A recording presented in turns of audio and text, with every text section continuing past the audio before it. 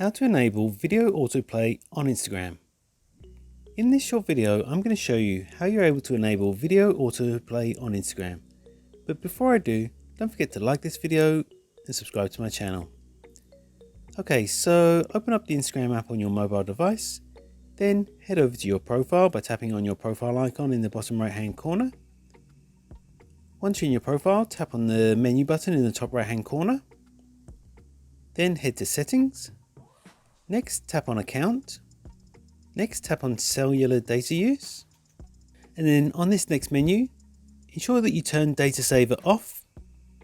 And that way, by doing that, you will enable video autoplay on Instagram.